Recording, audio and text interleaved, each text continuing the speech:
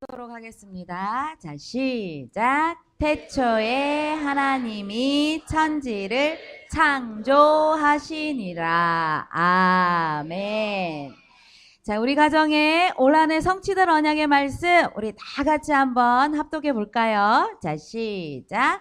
만군의 여호와께서 맹세하여 이르시되 내가 생각한 것이 반드시 되며 내가 경영한 것을 반드시 이루리라. 아멘.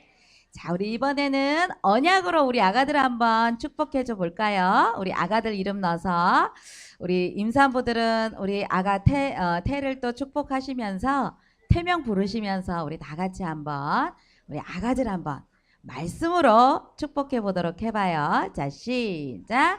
만군의 여호와께서 맹세하여 이르시되 내가 생각한 것이 축복이를 통해 반드시 되며 내가 경영한 것을 축복이를 통해 반드시 이루리라. 아멘. 그렇게 되실 줄 믿으시기를 바랍니다. 우리 아가들의 모든 전 삶을 우리 하나님이 경영을 하고 계세요. 비단 눈에 보이는 어떤 사업체, 기업체만 우리가 경영이라고 하는 것이 아니라 우리 인생 전체를 두고 여러분들 자녀 인생 전체를 두고 우리 하나님이 경영하시고 축복으로 이루어가는 줄 믿으시기를 바랍니다. 자, 오늘 하나님이 만드신 이 세상에 만드신 기관이 바로 두 군데가 있죠. 그것이 바로 교회와 가정입니다. 그래서 가정은 바로 교회의 모형이라고 할 수 있죠.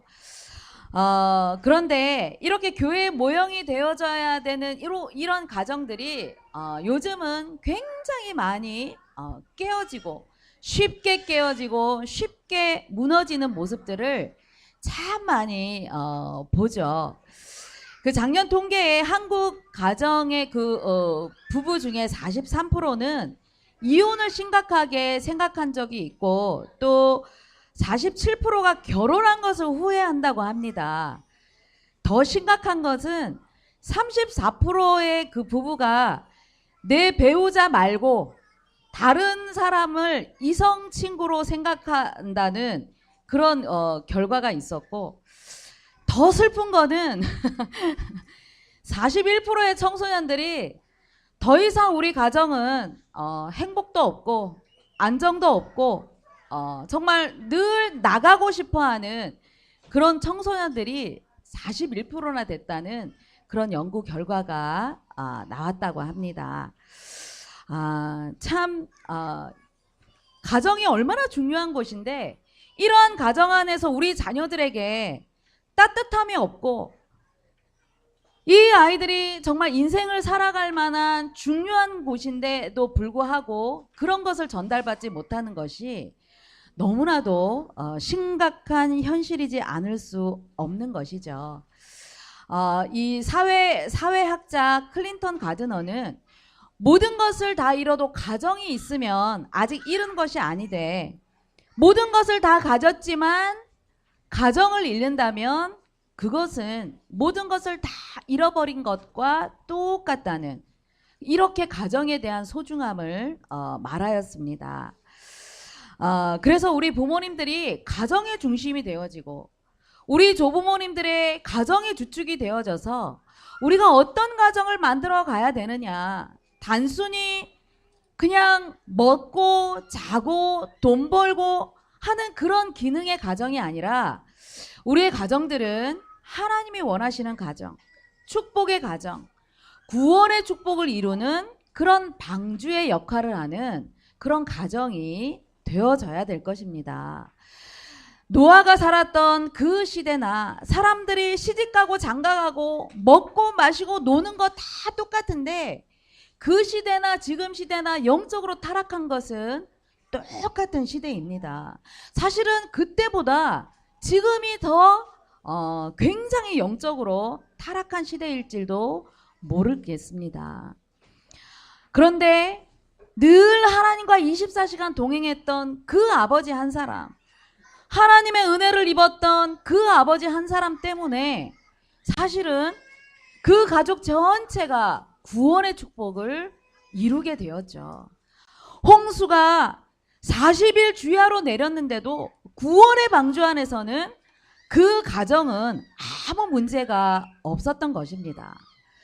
여러분들의 가정이 이런 은혜 받은 아버지 한 사람 때문에 내 자녀가 세상을 나가도 그 홍수와도 같은 타락의 문화에도 절대로 무너지지 않을 만큼 우리 아이들이 영적인 힘을 얻도록, 특별히 우리 태영아부에 오신 우리 아빠들은 이런 노아와 같은 은혜 받은 아빠가 되시고 하나님과 동행하는 그런 아빠들이 되시기를 바랍니다.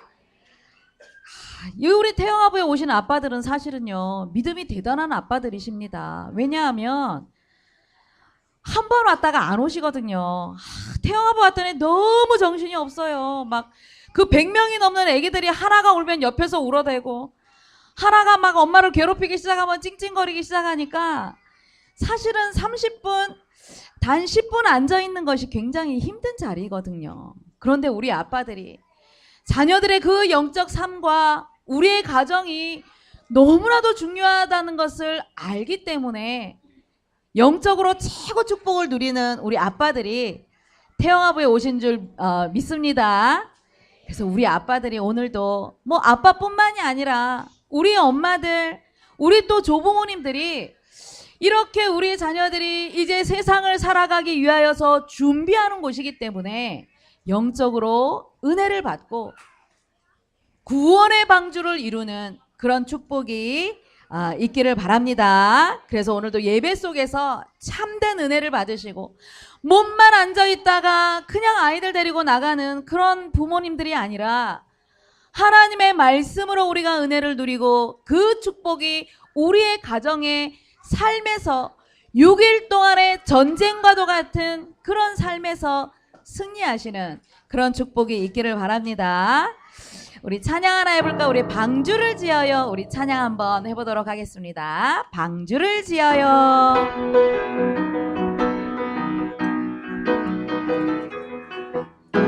방주를 지어요 방주를 하나님의 말씀 따라서 방주를 지어요 방주를 구원의 방주를 지어요 방주에 타세요. 방주에 타세요 방주에 하나님의 말씀 믿고서 방주에 타세요 방주에 생명의 방주에 타세요 예수 믿으세요. 예수를 구원의 주님을 믿어요 예수 믿으세요 예수를 생명의 주님을 믿어요. 아멘. 자, 세상을 이기는 힘의 발원지, 첫 번째 오늘 우리가 은혜 받을 언약의 말씀은 첫 번째로 세상 보는 영적 눈을 연 부모가 되어져야 될 것입니다. 시편 2편 1절 2절 말씀 보니까 어찌하여 이방 나라들이 분노하며 민족들이 헛된 일을 꾸미는가 세상의 군왕들이 나서며 관원들이 서로 꾀하며 여호와의 그의 기름 부음 받은 자들을 대적한다 하고 말씀에 기록되고 있습니다. 무슨 말이냐 하면 이방인들, 그러니까 하나님 없는 사람들이 그렇게도 예수 믿는 자, 여호와의 기름 부음 받은 자들을 계속 대적하고 헛된 일을 꾸미고 분노하면서 비방을 한다는 것이죠. 시편 2편의 이 말씀은 다윗 왕이 기록을 하였는데 다윗 왕이 얼마나 많은 대적자들이 있었고 핍박 가운데 있었습니까? 그런데도 다윗은 항상 그 중심에 하나님이 함께하는 자, 하나님의 택함 받은 자, 하나님 앞에 기름 부음 받은 자는 어떤 상황을 만나도 절대로 무너지지 않는다. 절대로 망하는 일이 없다는 것을 시편 2편 전체를 두고 기록을 하고 있는 것입니다. 세상 사람들이 하나님 자녀를 미워하는 것 같지만 그렇지 않죠. 그래서 우리가 이 세상을 살아갈 때에 영적인 눈을 떠야 된다는 것입니다. 사람이 미워하는 것 같지만 절대 사람이 미워하는 것이 아니라 눈에 보이지 않는 이 세상 임금, 이 세상을 다스리는 그 어둠의 세력이 사람들 각기 마음과 생각을 사로잡아서 하나님을 믿는 자, 이 복음 전하는 자들을 핍박한다는 사실을, 그래서 우리는 자녀들을 양육하면서 영적 실체를 알고 우리 자녀들을 세상 밖에 내보내야 된다는 것입니다. 우리가 왜 이런 세상을 살게 되었습니까? 원래 축복을 놓쳐서 그렇죠. 원래는 하나님이 세상을 얼마나 축복하셨습니까? 창세기 1장 2절의 말씀 보면 흑암 속에 혼돈과 공허함밖에 없었던 그 우주에 하나님은 아름다운 지구를 만드시고 사람을 만드시기 전에 식물과 각종 동물들과 아름다운 세상을 만드셔서 이렇게 그 이후에 하나님의 형상대로 사람을 창조하시며 이 모든 하나님이 주신 만물을 이제 다스리고 정복하는 그런 축복을 주셨던 것이죠. 그런데 하나님의 말씀에 불순종하면서 우리 인생은 문제가 시작된 것입니다. 하나님을 떠나서 죄 가운데 눈에 보이지 않는 이 사단이 종노릇하는 그 세상에 우리는 살게 된 것입니다. 하나님의 형상대로 창조된 이 축복을, 다스림과 정복하는 이 축복을 놓친 결과 아내에게는 임신하는 그 고통, 그리고 남편은 더 이상 이렇게 에덴 동산에서 아무것도 하지 않아도 누릴 수 있는 것이 다 없어졌기 때문에 땅이 이제는 가시와 엉겅퀴를 내면서 직접 땀을 흘리면서 밭을 갈지 않으면 먹을 것이 없는 그런 운명 가운데 묶이게 된 것입니다. 몇 년 전에 우리 태영아부에 왔던 임산부 하나가 이런 고백을 했어요. 전도사님, 제가 예수를 믿으면서 이 창세기 3장의 말씀을 읽어보니까 절대 아이는 낳으면 안 될 것 같다고 그렇게 생각을 했다 그래요. 왜냐하면 창세기 3장 이후에 모든 저주를 받아서 아내는 임신하는 그 고통, 해산의 고통, 남편만 바라봐야 되는 그 수고를 해야 되는 그것이 저주라고 생각을 했기 때문에 자신은 결혼도 안 하고 임신도 안 하고 아기도 절대 안 키우겠다고 그렇게 마음을 먹었대요. 무엇을 몰랐을까요? 문제만 알았지 하나님이 그 이후에 주신 해답의 축복을 몰랐기 때문에 그런 결정을 했던 것이죠. 이렇게 하나님은 우리 인생에 문제만 주신 것이 아니라 하나님은 해결책을 주신 것입니다. 그것이 뭐냐 하면 바로 창세기 3장 21절에 여호와 하나님이 아담과 그의 아내를 위하여 가죽옷을 찌어 입히시니라. 이것이 바로 앞으로 오실 십자가의 예수 그리스도의 그 비밀을 하나님이 먼저 말씀해 주신 것입니다. 세상 임금 사단이 왕노릇하는 이 세상을 그냥 살아가지 말라고 이렇게 복음의 비밀, 십자가의 피의 비밀을 입고 세상을 살아가라고 하나님이 인생의 답을 주신 것입니다. 하나님 없는 세상은 많은 노력이 필요합니다. 내 노력이 필요하고 처음에 아담과 하와가 자기 노력으로 그 죄를 가려보려고 무화과 나무 잎을 엮어서 수치를 가리고 두려움을 가려보려고 노력을 했지만 햇빛이 비치면 그 자기가 했던 노력은 그 무화과 잎은 더 이상 기능을 할 수가 없죠. 말라버리고 바깥에 지금 비가 오는데 비가 오는 이 때에 나뭇잎만 가리고 비를 맞아 보십시오. 그 비에 자기 노력은 아무 소용이 없다는 것입니다. 그래서 완벽한 해답, 십자가의 예수 그리스도의 그 비밀을 우리 인생에 답으로 주신 줄 언약으로 붙잡으시기를 바랍니다. 그래서 진정한 인생의 해답이 없는 사람들의 가치관이 무엇입니까?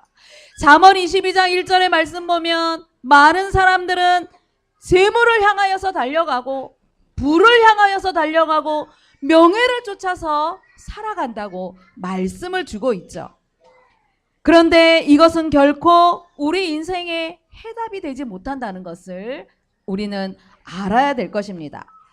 세상은 사단이 왕노릇하고 있어서 이렇게 복음을 모르도록 오직 인생의 가치관이 눈에 보이는 것만 쫓아서 달려가게 하고 있죠. 그래서 하나님 만나는 길을 모르게 하고 내가 하나님이 될 수 있다고 끊임없이 능력을 부추기는 그런 신비주의들, 뉴에이지 사상들, 세상 밖에 나가면 어마어마하게 우리를 집어삼키려고 도사리고 있다는 사실입니다. 그래서 시대마다 유일한 복음이 없어질 때마다 개인이 재앙을 만나고 나라가 재앙을 만난다는 것을 우리는 말씀을 통하여서 깨달아야 될 것입니다. 이스라엘 민족이 애굽의 학대를 받은 그 때가 언제였습니까? 출애굽기 1장 8절의 말씀에 보면 요셉을 알지 못하는 새 왕이 일어나서 애굽을 다스렸다고, 요셉 시대는 하나님이 살아계심을 온 천하에 증거하면서 요셉이 쌀 장사를 하면서 전도를 하였죠. 그래서 애굽의 영향력을 안 받으면 안 될 만큼 7년의 기근이 들었는데 살아계신 하나님을 증거하는 요셉의 말을 안 들으면 안 될 만큼 요셉이 영향력을 가지고 있었는데, 자신이 가지고 있었던 그 하나님의 능력이 다음 세대에 전달이 되지 않았기 때문에 430년 동안 하나님의 백성이 노예의 고통 속에 머물러 있었던 것입니다. 바로 하나님의 언약이 끊겼던 것이죠. 그리고 여호수아가 어떤 사람이었습니까? 모세를 통하여서 하나님의 능력으로 홍해가 갈라지는 기적을 맛보았고, 자신들은 아무 능력이 없었는데 하나님의 역사로 인하여서 요단강이 갈라지고 요단강에 물이 마르고 하나님의 능력으로 여리고성이 무너지는 그런 하나님의 역사를 본 지도자였습니다. 그런데 사사기서 2장 10절에 보면 그 여호수아 세대가 지나가고 그 세대의 사람들도 다 조상들에게 돌아갔고, 그 이후에 일어난 다른 세대는 여호와를 알지 못하여서 여호와께서 이스라엘을 위하여서 행하신 일도 알지 못하였더라. 그러니까 개인들이 고통을 당하고 멸망당할 수밖에 없다는 것을 우리는 분명히 알아야 되겠죠. 복음이 없는 인생은 어떤 삶을 사느냐? 반드시 나를 위해서 살게 되어 있고, 반드시 그 인생은 해답이 없기 때문에 이제 우상을 섬기는, 종교를 찾아다니는 그런 비참한 인생을 살게 된다는 것입니다. 우리 태영아부 부모가 교회는 다니지만 하나님의 능력을 체험한 적이 없어요. 하나님이 함께 하시는 비밀을 누려본 적이 없어요. 그러면 여러분들이 6일 동안 사는 동안에 우리 자녀들에게 전달할 것이 없겠죠. 하나님의 역사를 여러분들이 전달할 것이 있어야 우리 자녀들이 부모를 보면서 하나님의 능력을 조금이나마 전달받으면서 이 아이들의 복음의 해답을 갖고 성장하게 된다는 것입니다. 어제도 우리 고3 아들 데리고 가정예배를 드리는데 그런 이야기를 했습니다. 아들아, 지금 이 시대가 정말 예수님이 그리스도가 되신 그 사실을 네가 꼭 붙잡아야 될 이유를 네가 발견했냐? 그때 우리 아들이 뱃속에 있을 때부터 예수 믿었는데 모르겠다는 거예요. 그렇죠. 왜냐? 스마트폰이 더 좋은데, 예배는 오는데 친구들 만나고 같이 찬양팀하고 헌신하고 교회 생활을 하는데 정말 삶 속에서 예수님이 자기의 그리스도가 되신 것이 믿어지지 않는다는 거예요. 잘 모르겠다고 하는 거예요. 그렇습니다. 지금 우리가 사는 이 환경이 너무나 좋아서 사실은 정말 간절하게 이 복음이 필요하다고 느끼지 않는 것입니다. 병원에 가야, 좀 병원에 누워있으면, 좀 내 몸이 아프면, 우리 아이한테 조금 문제가 생겨지면 그때 우리는 주여 하고 그때 찾습니다. 그런데 중요한 것은 우리의 자녀들은 24시간 엄마 아빠 품에서, 우리 조부모님 품에서 우리 엄마 아빠들의 믿음을 전달받고 삶을 보고 있다는 사실입니다. 그래서 우리는 이 여호수아의 다음 세대처럼, 요셉의 다음 세대처럼 고통당하는 세대가 일어나지 않도록 우리의 가정에서 오직 예수 그리스도의 십자가의 이 복음을, 이 언약을 부지런히 가르치시는 여러분들이 되시기를 바랍니다. 그래서 우리 귀한 자녀들이 이제 부모 품을 떠나서 세상과 더불어서 살아갈 때에도 절대 흑암의 문화에 무너지지 않도록, 그 흑암이 깔아놓은 뉴에이지 사상을 전달받지 않도록 우리 귀한 자녀들에게 오직 예수 그리스도의 이 십자가 복음을 지식이 아니라 삶을 통하여서, 여러분들의 입술의 고백을 통하여서 부지런히 전달하시기를 바랍니다. 교육학자들은 이렇게 말합니다. 이 어린 아이들에게 한 단어가 각인될 때에 200번에서 1200번 그 한 가지를 전달하라고. 그러면 완전히 각인되어서 평생을 가도 잊지 않는다고 말들을 하고 있습니다. 그래서 우리 귀한 자녀들 품에 안고 예수님이 너의 그리스도시란다, 너는 하나님의 자녀란다. 때때로는 내가 아이들을 품에 안고 있는 동안에 힘들 때에도 엄마가 그리스도의 비밀을 놓쳤기 때문에 미안해, 엄마가 다시 은혜를 회복하고 예수님은 너의 그리스도셔. 부지런히 가르쳐서 200번 1200번 가르쳐서 이 아이들이 세상을 이길 그 힘을 가지고 세상을 리더하는 그런 렘넌트가 되도록 양육하시는 모든 가정들이 되시기를 바랍니다. 우리 찬양하라 하겠습니다. 우리 너는 복의 근원, 우리 찬양하겠습니다. 너는 복의 근원.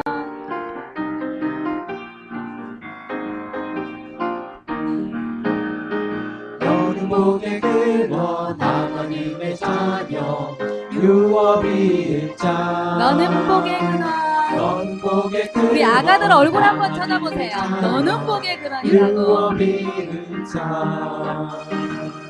너를 통해 열방들이 복을 받게 되리. 너는 복의 근원. 너는 복의 근원. 아멘. 너는 복의 근원. 너는 복의 근원, 하나님의 자녀, 유업이 일자. 너는 복의 근원.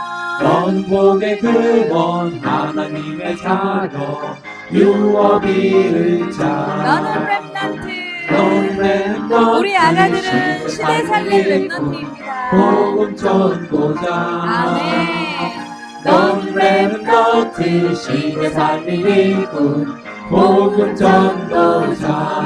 강하고 담대하라. 강하고 담대하라. 어디를 가든지 주 함께하리. 너는 렘넌트, 시대 살릴 일꾼, 복음 전도자. 너는 렘넌트, 시대 살릴 일꾼, 복음 전도자. 아멘. 자, 두 번째입니다. 세상을 이기는 힘의 그 원천, 그 발원지가 어디서 나오느냐? 바로 그 세상을 이기는 힘의 원천지는 언약의 말씀을 굳게 붙잡는 데서부터 출발하게 되어 있습니다. 오늘 이 시편의 말씀을 사도행전에 예수님의 수제자 베드로가 인용한 장면이 있습니다. 예수님의 부활과 승천을 목격한 수제자 베드로가 복음을 전한다는 이유로 많은 핍박 가운데, 많은 어려움 가운데 있었죠. 그런데 이 말씀의, 약속의 말씀을 알았고 꽉 붙잡았기 때문에 지금 이렇게 핍박과 고난과 어려움을 당하는 것이 바로 구약 때부터 하나님의 말씀의 성취의 역사였구나, 그것을 깨달은 것입니다. 그래서 사도행전 4장 25절 26절 보니까 또 주의 종 우리 조상 다윗의 입을 통하여 성령으로 말씀하시기를 어찌하여 열방이 분노하며 족속들이 허사를 경영하는고 세상의 군왕들이 나서며 관리들이 함께 모여 주와 그의 그리스도를 대적하는도다. 이렇게 말씀을 인용하면서 그 핍박, 그 고난을 당연하게 여기면서 그 이후에 말씀으로 성령의 충만함을 입어서 오히려 담대하게 복음을 증거하는 그런 전도자의 자리에 있게 된 것입니다. 이처럼 복음을 전하는 것, 예수를 믿는 것은 희한하게 사람들이 비방을 하고 싫어하죠. 세상 사람들이 천주교 다니는 사람 별로 비방 안 합니다. 불교 신자들, 절에 다니는 사람들 별로 욕을 안 하죠. 그런데 희한하게도 교회 다닌다, 예수 믿는다, 복음 전한다 하면 그렇게도 미움을 받는다는 것입니다. 그런데 말씀에 보니까 이렇게 세상의 왕이, 사단이 이렇게 임금 노릇을 하면서 복음 전하는 것을 미워하는 것이죠. 그래서 이런 세상을 앞으로 우리 자녀들이 살아가야 되기 때문에 우리 예원교회 다닌다고 이 옆에 교회가 얼마나 많이 핍박을 하고 지금 그 교회, 그 고등학교에 다니는 친구들이 많은 어려움을 겪고 있습니다. 희한하죠. 경양교회 다니는 거는 아무 말 안 하는데 예원교회 다니면 그렇게도 핍박을 하고 있습니다. 그 세상을 앞으로 우리 자녀들이 살아가야 됩니다. 그래서 이 아이들이 그런 어려움 가운데서도 절대 흔들리지 않는 그 힘의 발원지, 언약의 말씀을 붙잡도록 우리는 가르쳐야 되겠죠. 시편 2편 10절에서 12절 말씀 보니까 군왕들아 너희는 지혜를 얻으며 세상의 재판관들아 너희는 교훈을 받을지어다. 여호와를 경외함으로 섬기고 떨며 즐거워할지어다. 이 말씀이 바로 예배의 축복을 누리라는 것입니다. 그리고 그의 아들에게 입 맞추라. 이것은 바로 예수님을, 앞으로 오실 그 예수 그리스도 메시아 사상을 가지고 예수님을 영접해라, 그 말씀이죠. 그렇지 아니하면 진노하심으로 너희가 길에서 망하리니 그의 진노가 급하심이라.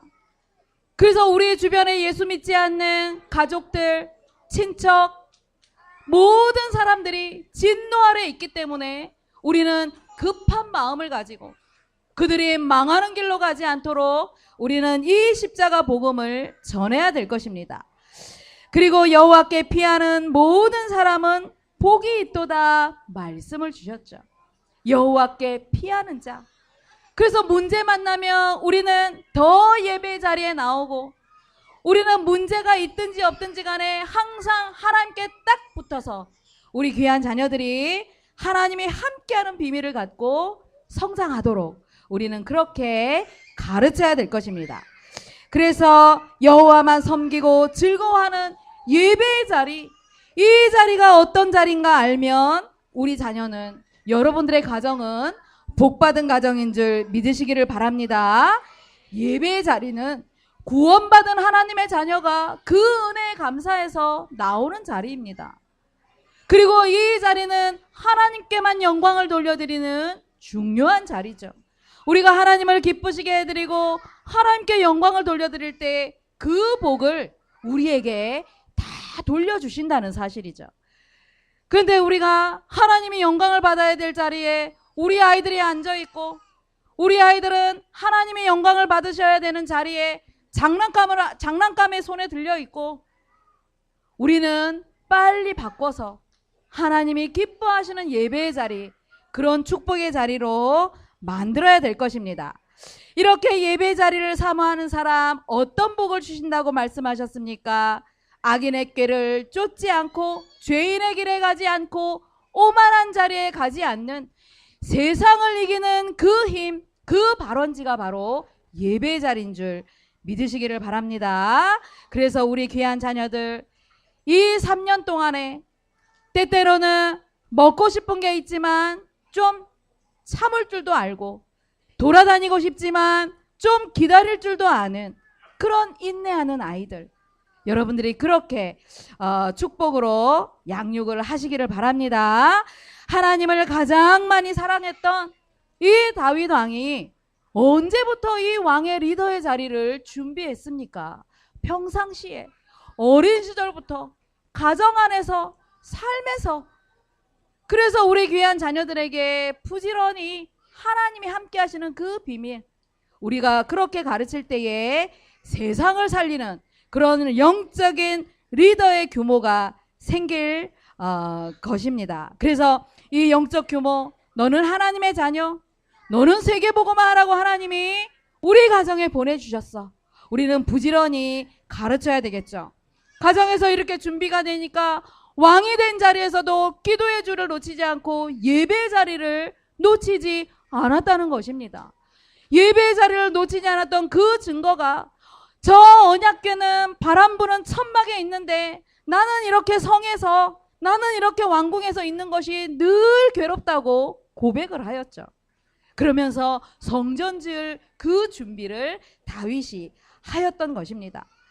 이렇게 세상과 흑암을 이길 수 있는 그 힘이 하나님께로부터 온다는 사실을 알고 있었는데, 아들 압살롬에게 이렇게 쫓기게 되었을 때에도 어떤 고백을 했냐 하면, 내가 누워 자고 깨었으니 여호와께서 나를 붙드심이로다. 천만인이 나를 애워 진친다 하여도 나는 두려워하지 않을 것이다. 이런 믿음의 고백을 했던 것입니다. 우리 귀한 자녀들이 이제 지금부터, 태어나면서부터 이제 엄마 품을 떠날 준비를 합니다. 내가 자녀를 양육하는 시간표가 힘들고, 이 아이가 나를 떠날 시간표가 올 것 같지 않지만 시간은 계속 흘러가면서 점점 세상을 향하여서 이 아이들이 달려가고 있습니다. 그래서 유일한 시간, 태중 10달과 내 품에 안겨있는 이 3년의 시간을 여러분들이 인생의 마지막 기회로 여기시고 부지런히 세상 이길 힘을 가르쳐서 이 아이들이 다윗처럼, 모세처럼, 여호수아처럼 하나님을 기쁘시게 해드릴 렘넌트가 되도록 기도로 양육하시는 여러분들이 되시기를 바랍니다. 믿음, 소망, 사랑, 하나님 은혜를 감사함을 드립니다. 이 세상은 흑암의 세력이 문화를 가지고 왕노릇하여 우리를 호시탐탐 넘어뜨리려 노리지만, 세상을 이길 힘의 그 발원지가 언약의 말씀을 붙잡는 것이요 예배의 자리에서 인생을 준비하는 것이오니, 우리 귀한 태영아부 모든 가정들이, 자녀들이 세상을 살아가기 전 만 3년 동안의 시간표를 복음을 심고 언약을 전달할 유일한 기회로 삼을 수 있도록 모든 가정들을 축복하여 주옵소서. 감사를 드리며 예수 그리스도 이름으로 기도드리옵나이다. 아멘.